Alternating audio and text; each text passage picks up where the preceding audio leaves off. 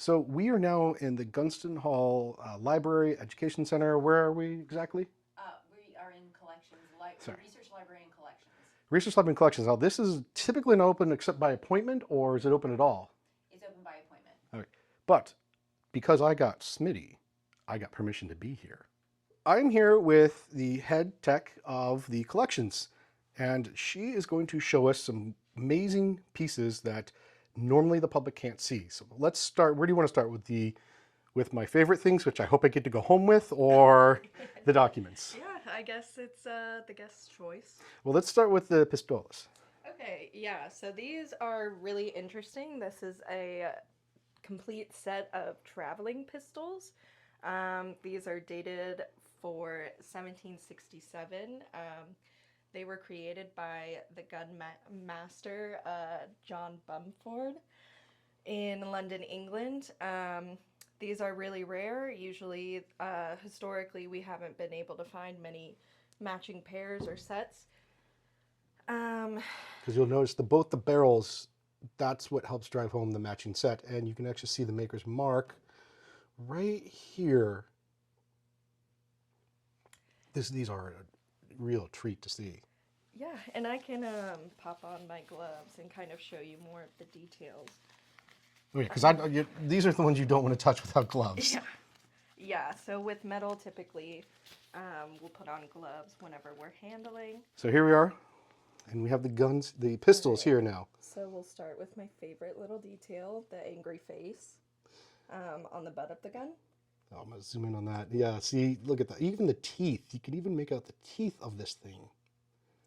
And then kind of some very pretty detailing with flowers. Oh, and I see the stamp there. What does that say? So this is pertaining to the silver. So that basically just tells us the maker's mark. Oh, there's the flower you mentioned. I see it now. Yeah, right on that. Looks like a cupola almost right there. That is, see, this is where this kind of love just is not put into pistols anymore. No, yeah. Well, I'm sure that these were a pretty penny. Here's some more, a little landscape. Now, what is your favorite piece of the pistols, or favorite part, I should say, of the pistols? I would say the angry faces again. I think that this is really unique and fun. Kind of really shows the craftsmanship. I'm blown away by the whole thing. And yeah, and then oh, wow.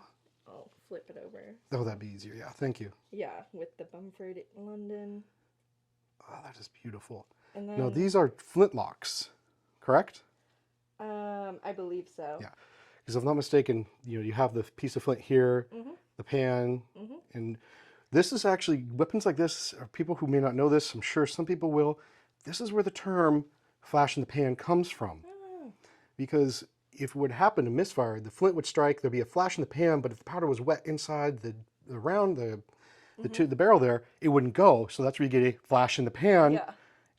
And so that's how that term came about, is flash in the pan, is because there was a flash in the firing pin's pan. Well, it's great that you mentioned that, because these are actually waterproof pans, which is a really rare and costly thing to find. I would imagine so. I mean, the fact that there's silver on them makes them kind of rare. Yeah, exactly. I'll just put that back. These are beautiful. These are absolutely beautiful. I'm definitely using this for the picture. Yeah, of course. All right, so what is the next object? All right, so these are two custom-made rings designed by George Mason himself. Is there anything this guy didn't design? I guess some parts of the house, we will give Buckland some credit there. So these are stunning. Yeah. Two rings that personally designed by Mason for his two daughters, Mary Thompson and Sarah Albeck. These date around 1775 to around the 1790s. We don't have an exact date for them. They are composed of brilliant diamonds, little brilliants, and rubies. And on that note, you'll notice that these rubies are not the traditional deep red rubies that we see a lot in modern jewelry. Yeah. Rubies come in a plethora of colors, ranging from that deep bloody red all the way up to a very, very light pink. Yeah. Yeah, so I kind of talked more about rubies in my research for these items and kind of making that connection to India at this time and kind of That would make sense with the English connection. yeah, exactly. Because England didn't take anything out of India they should give back. Yeah, I'm sure.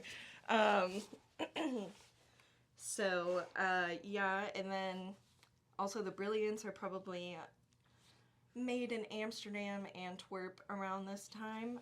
So kind of a really interesting connection to, all of Europe and the trading. A really fun side history, if you ever get the chance, is look up the history of diamond or gem cutting in general. Yeah. My grandfather was actually a jeweler for like 60 years, and I Oh, actually learned some of the nice. trade. Yeah. And he used to tell me about how they would have, very similar to the old sewing machines where you had to pump your foot.